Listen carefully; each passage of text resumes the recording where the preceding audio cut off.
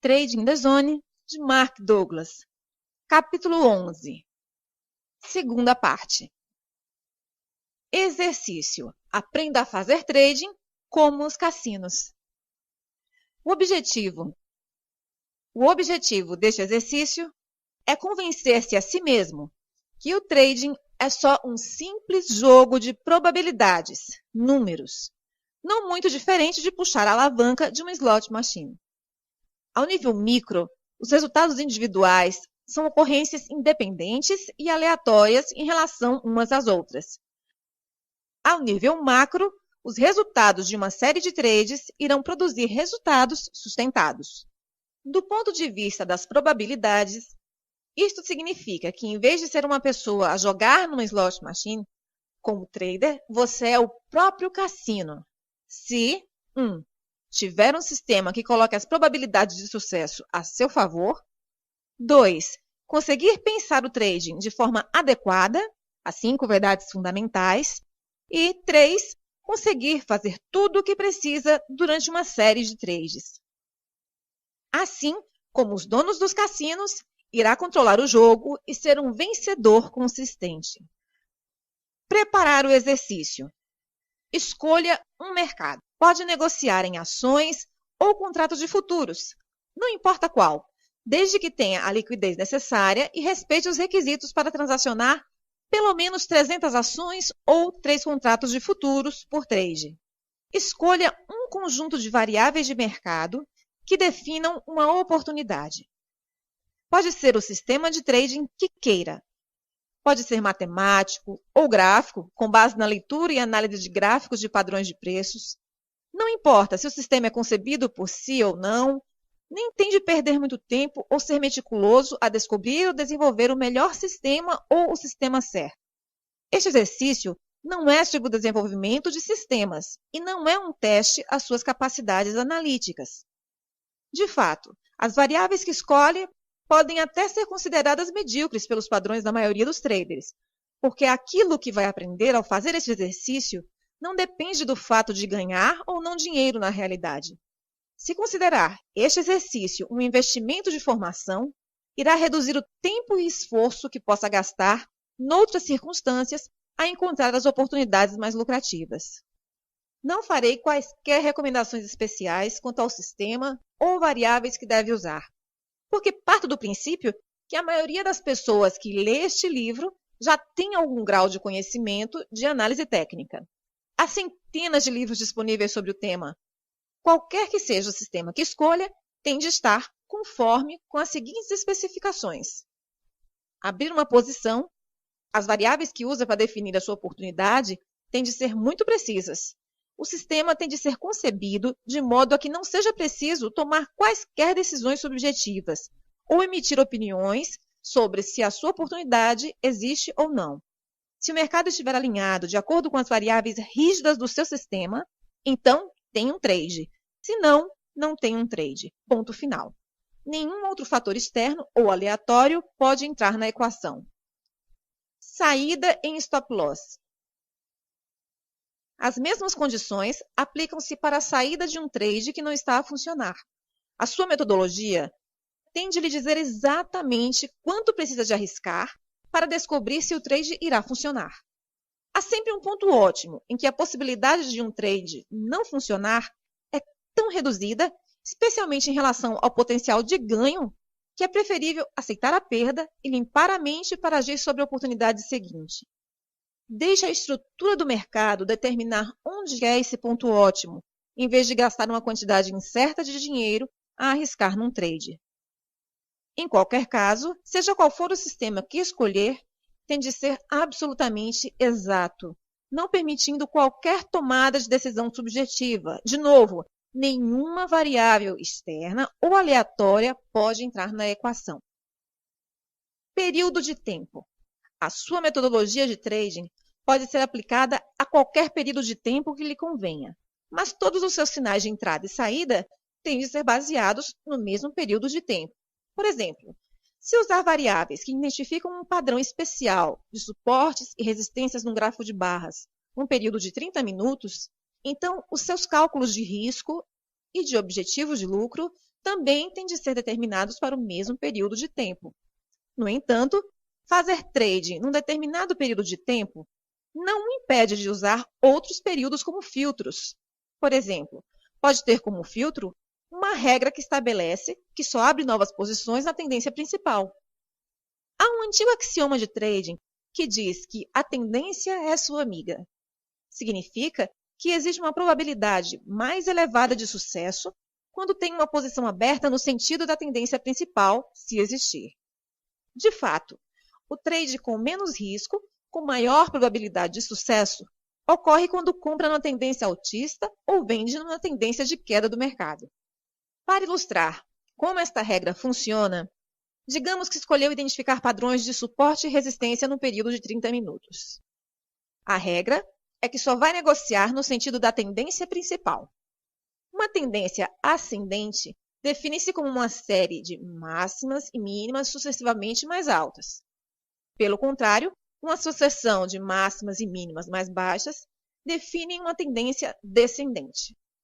Quanto mais longo for o período de análise, mais significativa será a tendência, pelo que a tendência identificada num gráfico de barras diário é mais significativa do que uma tendência identificada num gráfico de barras de 30 minutos para um dado mercado. Por conseguinte, a tendência identificada no gráfico de barras diário tem primazia sobre a tendência identificada no gráfico de barras de 30 minutos e será considerada a tendência principal. Para determinar a direção da tendência principal, verifique o que acontece num gráfico de barras diário. Se a tendência for altista, procure uma queda até encontrar um suporte no gráfico de barras de 30 minutos. Aí, quando inverter, é onde vai comprar. Pelo contrário, se a tendência é de baixa no gráfico diário, procure o valor na resistência do gráfico de 30 minutos e então, quando o preço inverter, venda o mais rápido que puder. O seu objetivo é determinar, numa tendência descendente, em que medida pode vender no movimento intraday sem que mude a tendência. Numa tendência altista, o seu objetivo é determinar em que medida pode comprar no movimento intraday sem que mude a tendência. Normalmente, há muito pouco risco associado a estes pontos de suporte e resistência intraday, porque não temos de deixar o mercado ultrapassá-los muito para que nos diga que um determinado trade não está a funcionar. Profit taking. Tomar mais-valias. Acredite ou não, de todas as aptidões necessárias para se aprender a ser um trader consistentemente bem-sucedido, aprender a assegurar ganhos é provavelmente a mais difícil de dominar.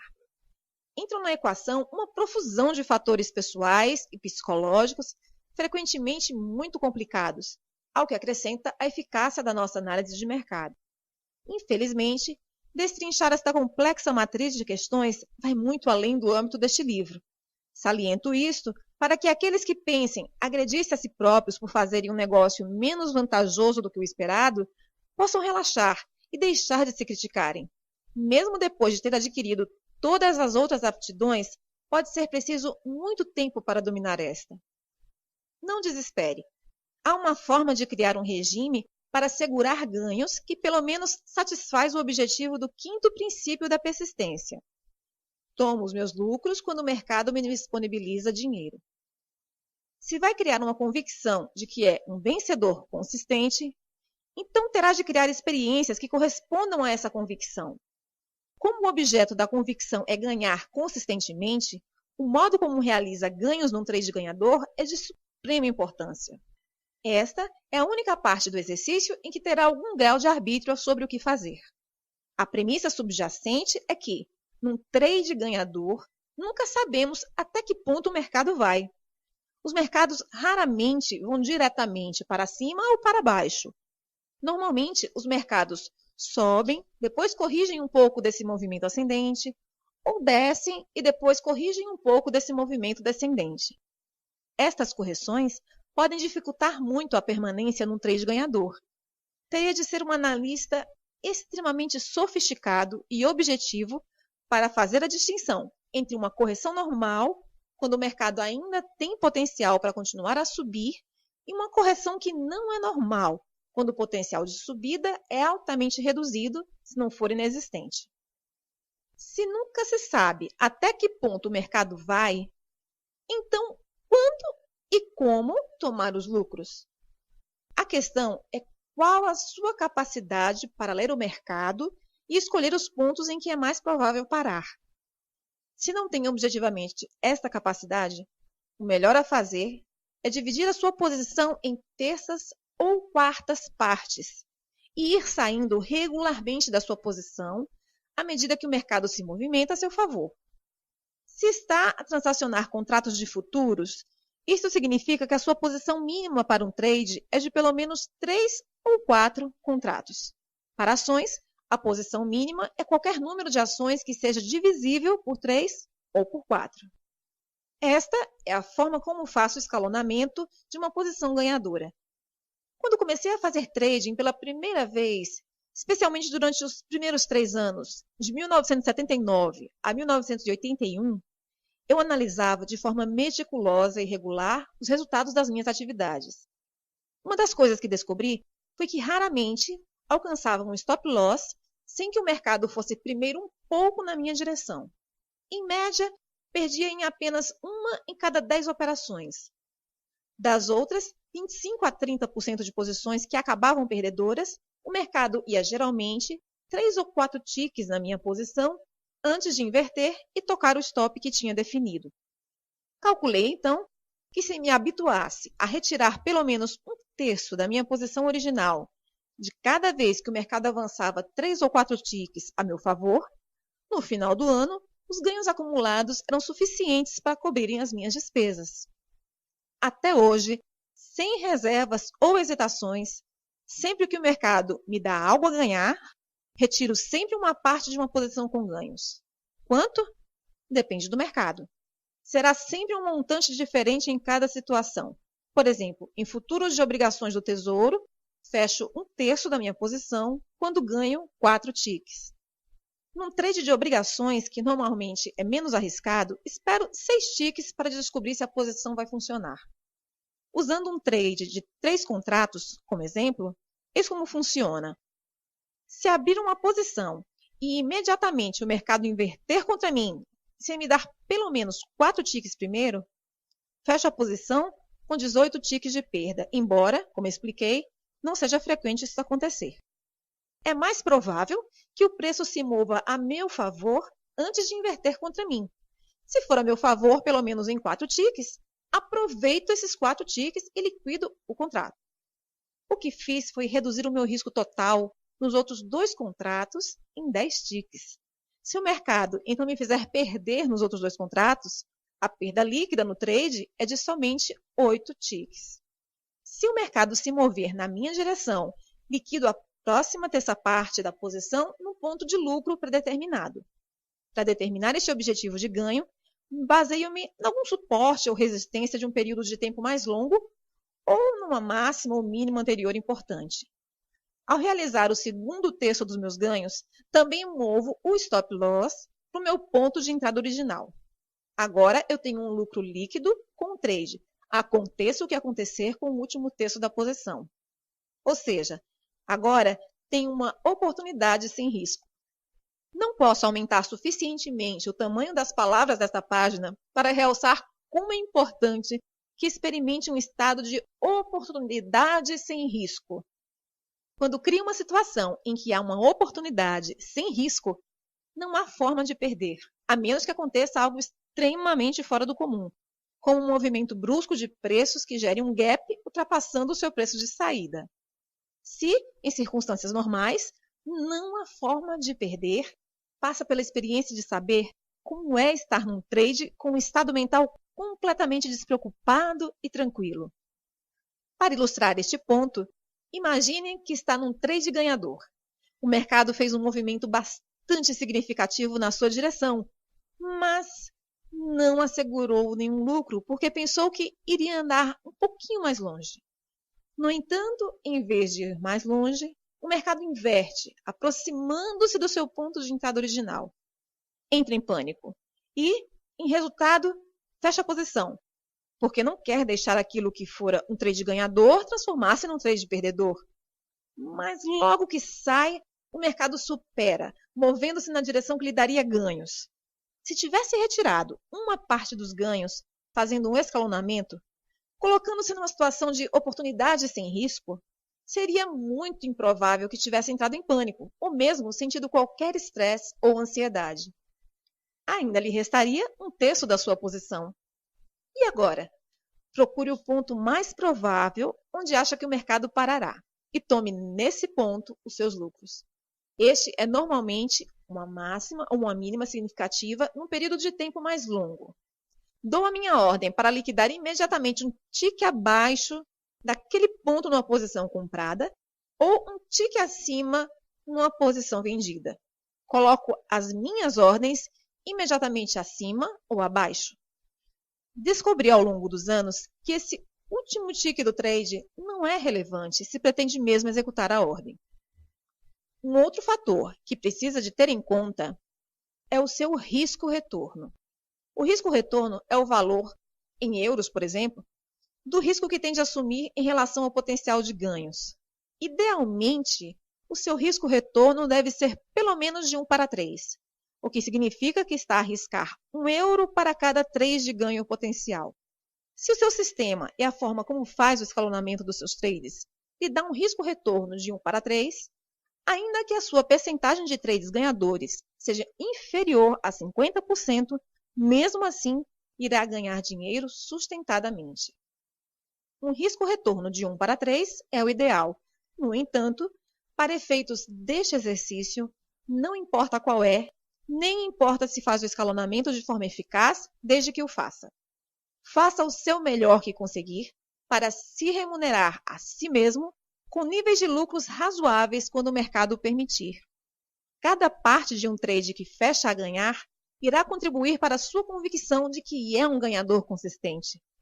Todos os números irão acabar por se alinhar numa bonita performance, ao mesmo tempo que reforça sua convicção de que é capaz de ser um ganhador consistente. Uma questão de dimensão de amostra. O trader comum praticamente vive ou morre emocionalmente com base nos resultados do trade mais recente. Se tiver ganho, avançará com satisfação para o trade seguinte. Se não, começará a questionar a viabilidade do seu sistema. Para descobrir que variáveis funcionam, se funcionam bem e quais não funcionam, precisamos de uma abordagem sistemática, que não tenha em conta variáveis aleatórias. Isso significa que temos de alargar a nossa definição de sucesso ou fracasso, passando da perspectiva limitada do trade a trade, do trader comum, para uma amostra de 20 trades ou mais. Qualquer sistema, com base no qual tome decisões, estará apoiado em algum número limitado de variáveis de mercado ou relações entre elas que medem o potencial de mercado para se movimentar para cima ou para baixo. Da perspectiva do mercado, cada trader que possa abrir ou fechar trade pode agir como uma força de pressão sobre o movimento dos preços e é, por conseguinte, uma variável do mercado. Nenhum sistema técnico consegue ter em conta todos os traders e as suas razões para abrir ou fechar uma posição. Assim, qualquer conjunto de variáveis de mercado que determinam uma oportunidade são como uma fotografia de uma queda d'água, captando apenas uma parte muito limitada e instantânea da realidade. Quando aplicamos um conjunto de variáveis ao mercado, elas podem funcionar muito bem ao longo de um período de tempo alargado. Mas, depois de um certo período, podemos descobrir que a sua eficácia diminui. Isto acontece porque a dinâmica subjacente à interação entre todos os participantes, o mercado, está a mudar. Então, no mercado, novos traders, que com suas próprias interpretações do que está em alta ou em baixa, e outros traders saem. Pouco a pouco, essas mudanças afetam a dinâmica subjacente ao modo como o mercado se movimenta. Nenhuma fotografia, um conjunto rígido de variáveis, consegue ter essas mudanças sutis em consideração. Podemos compensar essas mudanças sutis na dinâmica subjacente à movimentação do mercado e manter ainda uma abordagem consistente, negociando em dimensão. O número de trades, amostra, tem de ser suficientemente grande para dar às suas variáveis um teste justo e adequado, mas, ao mesmo tempo, suficientemente pequeno para que, se a sua eficácia diminuir, a possa detectar antes de perder muito dinheiro. Descobrir que uma amostra de pelo menos 20 trades preenche esses dois requisitos. Testar. Quando tomar uma decisão relativamente a um conjunto de variáveis que estejam em conformidade com estas especificações, precisa de as testar para ver até que ponto funcionam. Se tiver o software de teste adequado, provavelmente já conhece os procedimentos. Se não tiver software de teste, pode desenvolver o seu próprio sistema de provas. Em qualquer caso, recorde-se que o objetivo do exercício é usar o trading como um veículo para aprender a pensar objetivamente, na perspectiva do mercado, como se fosse um jogador de cassino. Neste preciso momento, o desempenho final do seu sistema não é muito importante, mas é importante que tenha uma clara ideia daquilo que pode esperar em termos de ganho e perda. O número de trades ganhadores em relação ao número de trades perdedores no total de trades envolvidos. Aceitar o risco. Um requisito para este exercício é que saiba de antemão exatamente qual é o seu risco em cada trade numa amostra de 20 trades. Como sabe agora, conhecer o risco e aceitar o risco são duas coisas diferentes. Quero que se sinta o mais à vontade possível com o valor em euros ou dólares do risco que está a correr neste exercício. Como o exercício exige que se use uma amostra de 20 trades, o risco potencial é que perca em todos os 20 trades. Este é, obviamente, o pior cenário. É uma ocorrência tão provável como a de ganhar em todos os 20 trades, o que significa que não é muito provável. No entanto, é uma possibilidade. Por conseguinte, deve preparar o exercício de um modo que possa aceitar o risco em valor de perder em todos os 20 trades. Se não se sentir à vontade, pode reduzir o valor do risco, simplesmente reduzindo o número de ações por trade até chegar a um ponto em que esteja à vontade com o risco total acumulado para os 20 trades. O que não quero que faça é que mude os parâmetros de risco estabelecidos para satisfazer os seus níveis de conforto. Só mude a variável se for necessário num contexto de análise técnica. Se tiver feito todo o possível para reduzir a sua posição e descobrir que ainda não está à vontade com o valor acumulado de perder nos 20 trades, sugiro que faça o exercício com uma conta demo. Com uma conta destas, tudo sobre o processo de realizar e abandonar trades é exatamente o mesmo como se tratasse de uma conta real, exceto o fato de os traders serem virtuais. Assim, não tem na realidade qualquer dinheiro em risco. Estas contas são uma excelente ferramenta para praticar em tempo real em condições de mercado reais. Fazer o exercício. Quando tiver um conjunto de variáveis concordantes,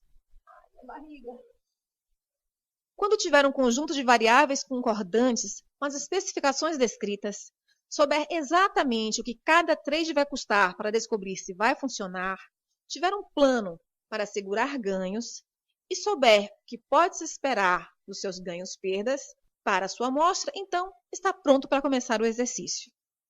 As regras são simples. Opere com o seu sistema exatamente como o concebeu. Isto significa que tente se comprometer a transacionar pelo menos nas próximas 20 ocorrências dos seus indicadores de oportunidade, não somente no próximo trade ou no próximo par de trades, mas em todos os 20, aconteça o que acontecer.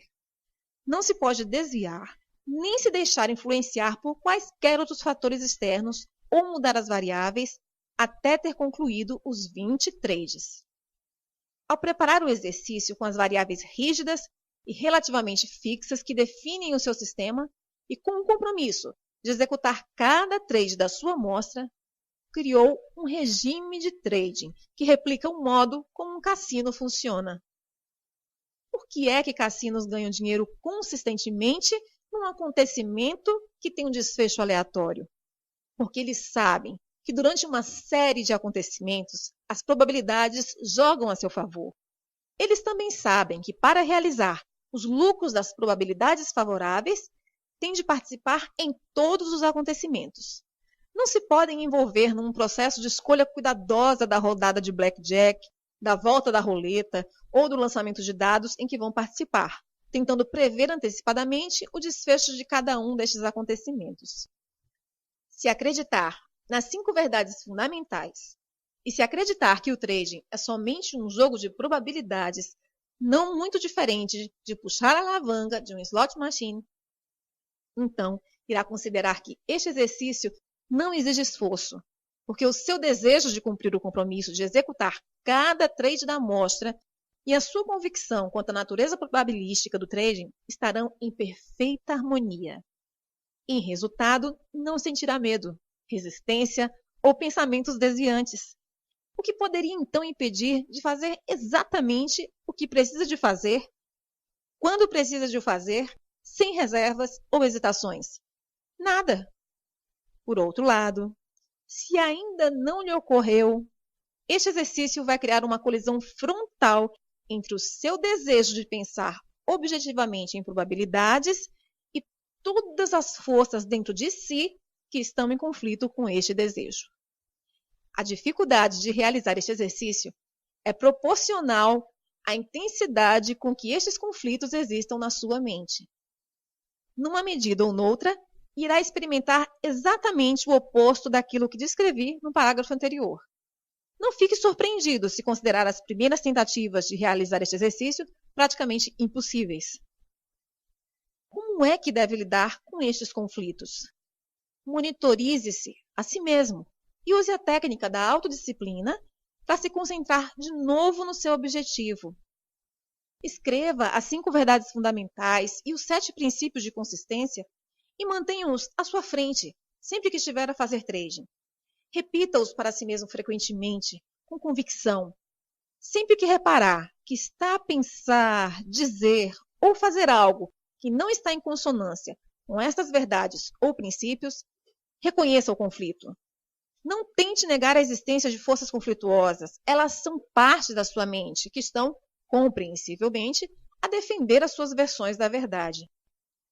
Quando isto acontecer, concentre-se de novo no que está a tentar conseguir.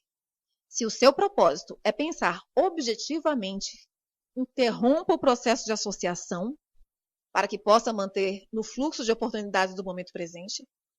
Ultrapasse o medo de estar errado, de perder dinheiro, de deixar passar uma oportunidade e de fazer o negócio financeiramente menos vantajoso do que o esperado, para que deixe de cometer erros e comece a confiar em si. Então, irá saber exatamente aquilo que precisa fazer. Siga as regras do seu regime de trading o mais fielmente possível. Fazer exatamente aquilo que as suas regras exigem, enquanto estiver concentrado nas 5 verdades fundamentais, irá acabar por resolver todos os seus conflitos acerca da verdadeira natureza do trading.